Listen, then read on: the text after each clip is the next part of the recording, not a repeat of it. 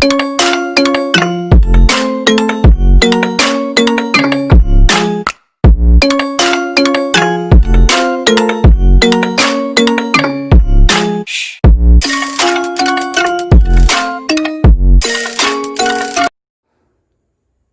दोस्तों, मैं तरुण स्वर्णकार आप सभी का स्वागत करता हूं हमारे YouTube channel Indian Ayurvedic doctor पर।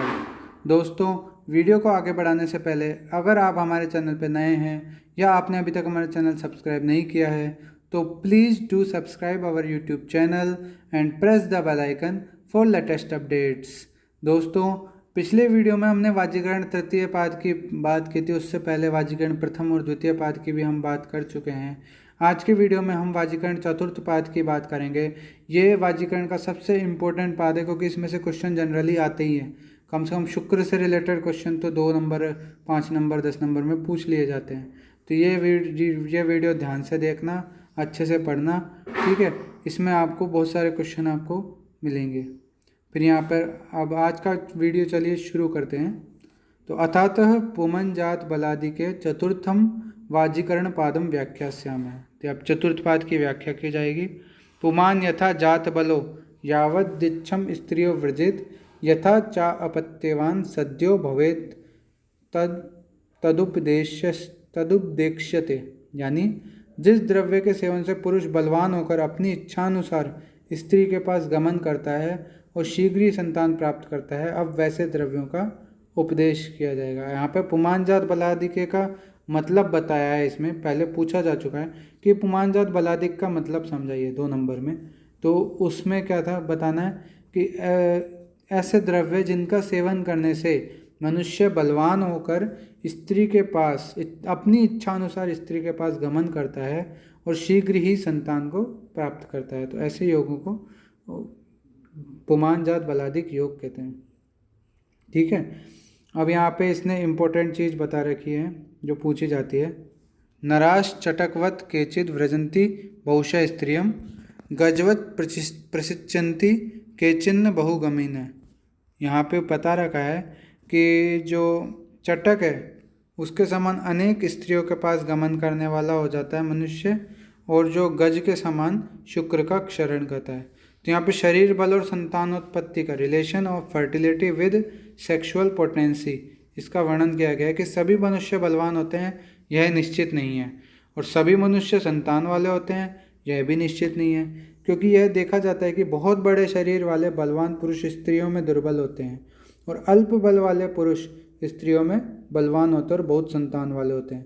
ऐसे भी कोई पुरुष होता है जो स्वभाव से ही दुर्बल है, और ऐसे भी पुरुष होते हैं जो रोग से दुर्बल हैं पर चटक के समान अनेक स्त्रियों के पास गमन करते हैं, और चटक बहुत तेज होता है, उसी के समान अनेक स्त्रियों से मैथुन करने में समर्थ होते हैं, और हाथी के समान अधिक मात्रा में शुक्र क्षरण करते हैं। कोई व्यक्ति अधिक स्त्री गमन नहीं करने वाले होते हैं परंतु हाथी के समान शुक्र का क्षरण करते हैं। कोई व्यक्ति हेमंत आदि जाड़े के दिनों में मैथुन करने में समर्थ होते हैं। कई व्यक्ति योग के बल पर मैथुन में प्रवृत्त होते हैं। कई व्यक्ति अभ्यास के अनुसार मैथुन में बार बार प्रवृत्त होते हैं। इस प्रकार का वर्णन यहाँ पे बताया गया है कि शरीर बल का संतानोत्पत्ति से या फर्टिलिटी से संबंध होता है, ठीक है, सेक्सुअल पोटेंसी से संबंध होता है। फिर हम आगे बात करते हैं यहाँ पे बलवर्धक वृश्य योग, कि दुर्बल व्यक्तियों के बल को बढ़ाने के लिए सुखपूर्वक उपयोग करने वाले तथा बलवान व्यक्तियों के लिए पुनः बल बढ़ाने वाले और सुखपूर्वक उपयोगों का वर्णन कर रहे हैं आचार्य, ठीक है। इसमें पूर्व कर्म बता रखे हैं कि वमन विरेचन द्वारा जिन व्यक्तियों का शरीर शुद्ध हो गया ऐसे व्यक्तियों के लिए उनके बल का विचार करके शुक्र और अपत्य को बढ़ाने वाले अनुवासन से सिद्ध, अनुवासन के साथ निरूह बस्तियों का प्रयोग करना चाहिए, ठीक है। इसमें मतलब पहले शोधन के बारे में बताया गया है। अब वृश्य बस्तियाँ बता रखी है कि दुग्ध व मांस रस प्रधान रूप से भक्षण करने वाले व्यक्ति को घृत, तैल, मांसरस, दूध व चीनी, मधु मिलाकर बस्तियाँ देनी चाहिए, वृश्य बस्तियाँ। फिर उसके बाद आवा वृश्य मांस गुटिका। तो वृश्य मांस गुटिका क्या करती है? शुक्र वर्धन करती है, ठीक है, शुक्र वर्धन करने वाली होती है। इसमें क्या बता रखा है कि ऐसे मांसरस को पीने पर मनुष्य अक्षय शुक्र को प्राप्त होता है। वैद्य को चाहिए कि इसी प्रकार अन्य मेदा प्रधान मांसों की गुटिकाएं व मांसरस बनाकर प्रयोग करे। ठीक है, इन गुटिकाओं का प्रयोग शुक्र को बढ़ाने वाला होता है। फिर वृश्य माहिष रस है। ठीक है, आगे हम बात करते हैं वृश्य घृत भ्रष्ट मत्स्य मांस, उसका वर्णन है। दो वृश्य पुपलिका बता रखी है, उनका वर्णन है। ठीक है, जो वृश्य पुपलिकाएं हैं इनका सेवन करने पर भ्रंगण, बलवर्धन, हर्षदायक, सौभाग्यदायक, पुत्रकारक और उत्तम शुक्रवर्धन करता है। ठीक है, दो पुपलिकाओं का योग कौन कौन से बता रखे? एक मछली को कूट पीस कर हींग, सेंधा नमक, धनिया मिलाकर गेहूं के आटे के साथ पुपलिका बनाना, और दूसरा में क्या है, भैंस के मांस रस में मछली को पकाकर उड़द के आटे के साथ पुपलिका बनाना। ये सब बता रखा है। फिर वृश्य माशादी पुपलिका बता रखी है। ठीक है, फिर आता है अपत्यकर घृत। तो अपत्यकर स्वरस आया था वाजीकरण द्वितीय पाद में, अपत्यकर शीर आया था वाजीकरण तृतीय पाद में, और अपत्यकर घृत आया है अब वाजीकरण चतुर्थ पाद में। तो ये याद रखना। तो इसका प्रयोग बलकारक और भ्रंगण करने वाला होता है। अपत्यकर घृत वापस वर्णित है। ठीक है, मतलब वही है, आगे बता रखा है इसमें दूसरा योग, मतलब प्रथम और द्वितीय करके। तो ये एक बार रीडिंग मार लेना। संतान के इच्छुक व्यक्ति को सेवन करना चाहिए।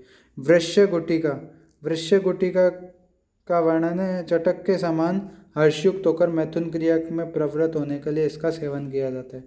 ठीक है, ये चीज़ याद रखने वाली है कि वृश्य गुटिका के सेवन से क्या क्या होता है कि कोरैया के समान हर्षयुक्त मैथुन। फिर हम आगे बात करते हैं वृश्य उत्कारिका। वृश्य उत्कारिका में इम्पोर्टेंट क्या है कि हाथी के समान अधिक शुक्र शरण करते हुए स्त्री को तृप्त करता है। हाथी के समान अधिक शुक्र शरण करता है। ठीक है, फिर आता है वृश्य द्रव्यों के गुण। ये MTR लगा लो दोस्तों, ये 2 नंबर में पूछ लिया जाता है। वृश्य द्रव्यों के गुण, यत् किंचिन मधुरम स्निग्धम जीवनम भ्रंगणम गुरु हर्षणम मनसश्चैव सर्व तद वृश्यमुच्यते। यानी जो कोई भी द्रव्य रस में मधुर, स्निग्ध, जीवनीय, भ्रंगण तथा गुरु होता हो और हर्षण मनश्चैव मन में हर्ष उत्पन्न करने वाले होते हैं, उन सभी को वृश्य कहा जाता है। अब हम आगे बात करते हैं कि अब यहाँ पे बता रखा है कि संभोग कब करना चाहिए, उसके बारे में बता रखा है। संभोग के पश्चात कर्तव्य क्या है कि संभोग के पश्चात क्या करना चाहिए कि स्त्री संभोग के बाद शीघ्र ही स्नान कर गोदुग्ध या मांसरस पीकर शयन करना चाहिए। ऐसा करने से उस पुरुष के नष्ट हुए शुक्र व बल का पुनः वृद्धि हो जाती है। अब शुक्रोदय काल बता रखा है कि जिस प्रकार फलों की कलियां से सुगंध नहीं प्राप्त होता है, पर वे ही जब कलियां विकसित हो जाती हैं तो उससे सुगंध प्राप्त होती है, उसी प्रकार मनुष्य के शरीर में शुक्र की स्थिति होती है। फिर हम आगे बात करेंगे जो मैं आपको पहले ही बता चुका हूँ, मैथुन के योग्य आयु बता रखी है यहाँ पे, और यही वाजीकरण के योग्य आयु भी है। ठीक है, तो 16 वर्ष से 70 वर्ष तक की एज चरक ने बताई है। फिर यहाँ पे बाल्यावस्था में मैथुन निषेध का आधार बता रखा है कि बाल्यावस्था में जो धातुएं होती है रस, रक्त, मांस में अस्थि, मज्जा, शुक्र, वे सभी पूर्ण रूप से विकसित नहीं होती हैं। तो जब ऐसा बालक संभोग करता है तो क्या है, वो सहसा शुष्क हो जाता है। जिस प्रकार थोड़े जल वाले तालाब शीघ्र सूख जाते हैं। फिर वृद्ध पुरुष को मैथुन क्यों नहीं करना चाहिए? तो जिस प्रकार सूखे हुए वृक्ष तथा कीड़ों से खाए हुए जर्जर काष्ठ स्पर्श मात्र से ही शीघ्र टूट जाता है, उसी प्रकार धातुओं के क्षीण हो जाने से जर्जर वृद्ध पुरुष स्त्रियों के पास गमन करने पर शीघ्र ही नष्ट हो जाता है। अब यहाँ पे MTR क्वेश्चन है, शुक्र क्षय के कारण। तो शुक्र क्षय के कारण क्या क्या बता रखा है? जरया चिंत्या शुक्रम व्याधि भी कर्म कर्षणात् क्षयम गत्यत्यंशनात् स्त्रीणाम चाति निषेवणात्। यानी जरा वृद्धावस्था, चिंता शुक्रम व्याधि भी मतलब किसी प्रकार का रोग हो रखा हो, और शक्ति से अधिक कार्य करना, ठीक है। कर्म कर्षणात् मतलब शक्ति से अधिक कार्य करना। भोजन न करना, यहाँ पे एक मिस्टेक है यहाँ जो मैंने ठीक कर रखी है, भोजन न करना, अनशनात्, ठीक है। अधिक स्त्री संभोग करना, स्त्रीणाम च अति निषेवणात्, ये 6 कारण है जिसके कारण शुक्र का क्षय होता है। फिर है अल्प मैथुन शक्ति में हेतु, कि अल्प मैथुन शक्ति के क्या कारण होते हैं। पहला इसमें क्या है कि धातुओं विशेषकर शुक्र का अत्यंत क्षय होने पर, ठीक है। दूसरा क्या है, भय से। तीसरा स्त्रियों में अविश्वास से। चौथा शोकग्रस्त होने पर। पांचवा स्त्रियों में दोष, उल्टापन, मलिनता आदि देखने से, ठीक है। स्त्रियों में रसज्ञता, कामोत्पादक हाव भाव, कटाक्ष आदि के न होने से। सातवां अभिचार, मन में हिंसा के प्रवृत्ति होने पर अभिचार प्रयोग द्वारा मनुष्य की पुंसत्व शक्ति का नाश कर देना, ठीक है। अभिचार का यहाँ पे मतलब क्या बताएगा, हिंसा कर्म अभिचार, मतलब हिंसा का करने की इच्छा। आठवां मैथुन का सर्वथा परित्याग, अधिक दिनों तक ब्रह्मचर्य रखना। इन 8 कारणों से सभी प्रकार से तृप्त पुरुष में भी मैथुन करने की शक्ति नहीं रहती है, क्योंकि शरीर और मन के बल की अपेक्षा हर्ष में रहती है, और शरीर और मन के बल में रहने पर भी शरीर में प्रसन्नता रहती है, ठीक है। ये सब बताया हुआ है, तो ये इम्पोर्टेंट है दोनों चीज़ें। शुक्र क्षय के कारण 6 कारण हैं, और अल्प मैथुन शक्ति के कारण 8 कारण हैं।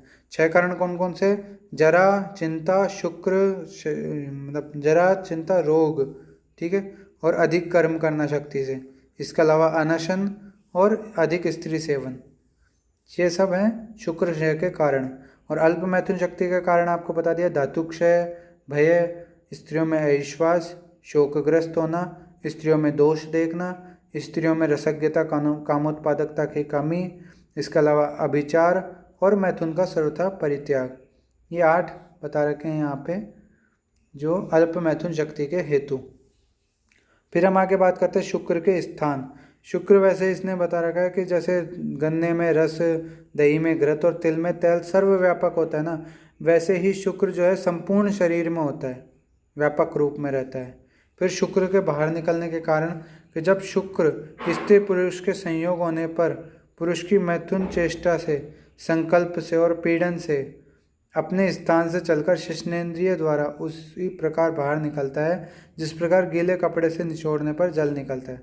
मतलब पूरे शरीर से जो शुक्र होता है वो एकत्र होकर शिश्नेंद्रिय से बाहर निकलता है, ठीक है।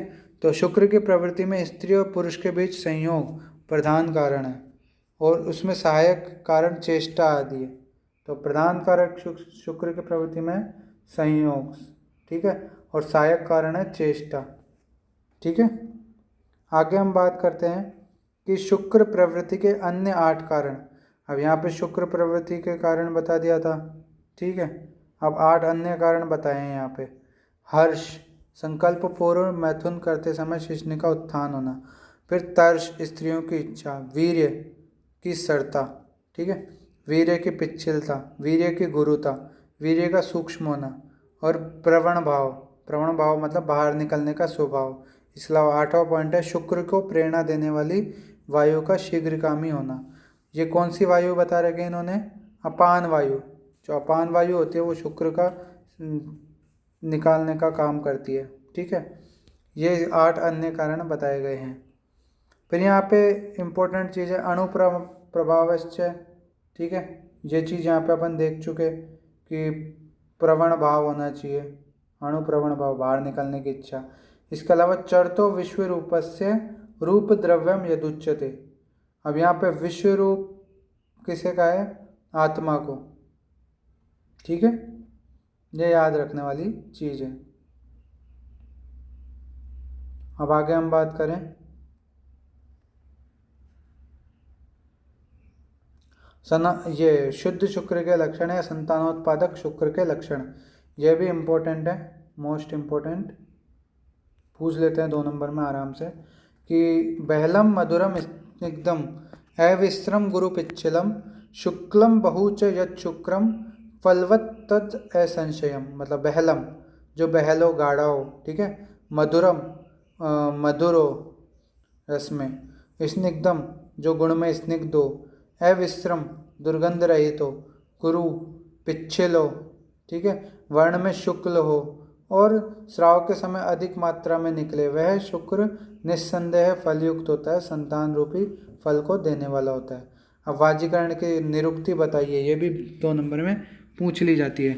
येन नारीषु सामर्थ्यम वाजीवल लभते नर वज्रे चाभिधिक्यम येन वाजीकरणमेव तत्, यानी जिस आहार औषध या विहार के सेवन से मनुष्य में घोड़े के समान मैथुन का सामर्थ्य हो जाता है और जिसके सेवन से अधिक बार मैथुन कर सकता है, उस औषधि या क्रिया को वाजीकरण कहते हैं। ठीक है, ये आ गया अपना वाजीकरण के बारे में। अब पाद का उपसंहार बता रखा है कि पुमान जात बलादि के में 12 योगों का वर्णन है। ठीक है, मैथुन के पहले और मैथुन के बाद किन द्रव्यों का सेवन करना चाहिए, जबकि स्त्री का सेवन नहीं करना चाहिए। ठीक है, और इसके बाद शुक्र के विषय में बता रखा है। और इसके अलावा इसमें वृश्य बस्तियों का योग बता रखा है, मांस गुटिका का बता रखा है, माहिष रस का बता रखा है। ठीक है, वृश्य मत्स्य मांस के बारे में बता रखा है, वृश्य पुपली का योग बता रखे हैं 2। ठीक है, वृश्य माशादि पुपली का बता रखा है, वृश्य योग, अपत्यकर घृत, वृश्य गुटिका, वृश्य उत्कारिका, इन 12 योगों का जो है वर्णन मिलता है। पुमान जात बलादि के आपको बता ही दिया, उसमें क्या बता रखा है कि पुरुष के बल को वर्धन करने वाला जो भी द्रव्य हैं उनका वर्णन यहाँ किया गया है। अब हम आगे बात करते हैं कुछ इम्पोर्टेंट चीज़ की। जैसा मैंने बताया ही था कि जो वाजीकरण पाद हैं उनके कुछ मुख्य कर्म बता रखे हैं। तो संयोग क्षर मूल्य प्रथम पाद है, उसका मुख्य कर्म है पुष्टि बल प्रद, जो मतलब मनुष्य को पुष्टि और बल प्रदान करता है इंद्रियों को। ठीक है, दूसरा था आसिक्त क्षीरिक, ये पौरुषार्थी भी होता है, मतलब पुरुषार्थ पैदा करने वाला होता है। तीसरा माश पर्ण वृत्तीय था, जो माश पर्ण वृत्तीय है वो शुक्र को बल देने वाला होता है। और चौथा पुमान जात बलादि के, जब अपन जानते हैं पुमान जात बल पुरुष को बल देने वाला होता है। ठीक है, फिर चक्रपाणी के अनुसार वाजीकरण द्रव्य 3 प्रकार के बताए हैं। पहला शुक्र विवर्धनम, शुक्र को बढ़ाने वाले, वो उसका एग्जाम्पल है, उसमें श्रेष्ठ जो बताया है चक्रपाणी ने वो बताया माश, माश मतलब उड़द। ठीक है, फिर दूसरा शुक्र श्रुतिकरम, शुक्र को निकालने वाला, तो उसका एग्जाम्पल बताया उन्होंने, उसमें श्रेष्ठ बताया संकल्प। फिर तीसरा है श्रुति वृद्धिकरम, जो शुक्र का वृद्धि भी करे और उसको निष्कासन कराने में भी हेल्प करे, तो वो है दुग्ध प्लस घृत। अब यहाँ पे वाजीकरण सेवन का आयु मैं पहले बता चुका हूँ, वापस बता रहा हूँ। तो वाजीकरण सेवन का आयु बताइए, चरक ने 16 से 70 वर्ष, सुश्रुत ने 25 से 80 वर्ष, वाग्भट्ट ने 20 वर्ष मिनिमम एज बताइए, और क्षेम कुतूहल ने 16 वर्ष। इस प्रकार यहाँ पे हमने वाजीकरण अध्याय का इतिश्री कर दिया, माने कंप्लीट कर दिया। तो दोस्तों आज हमने चरक चिकित्सा स्थान अध्याय 2 भी कंप्लीट कर लिया है। अगले वीडियो से हम चरक चिकित्सा अध्याय 3 को देखेंगे। ठीक है, तो वाजीकरण अध्याय यहाँ हमारा कंप्लीट हो जाता है। अब फिर हम बात करेंगे अगले वीडियो में ज्वर अध्याय की। तो दोस्तों कमेंट जरूर करें कि जो भी आपको लगे, आपको डिमांड हो, ठीक है, जो भी आपके क्वेरी हो वो ज़रूर पूछें, क्योंकि अगर आप जितने ज़्यादा कमेंट करेंगे उतना ही हमें मोटिवेशन मिलेगा। और हाँ, एक चीज़ और हमने सोची है कि अगर आपके कमेंट ज़्यादा आए, आपके क्वेरीज ज़्यादा रही, तो एक Q&A रख लेंगे, लेकिन वो डिपेंड करता है आप लोगों पे कि अगर अब आपके ऊपर है, कमेंट करो भाई, बहुत ज़्यादा करो ताकि हमें Q&A करना पड़े।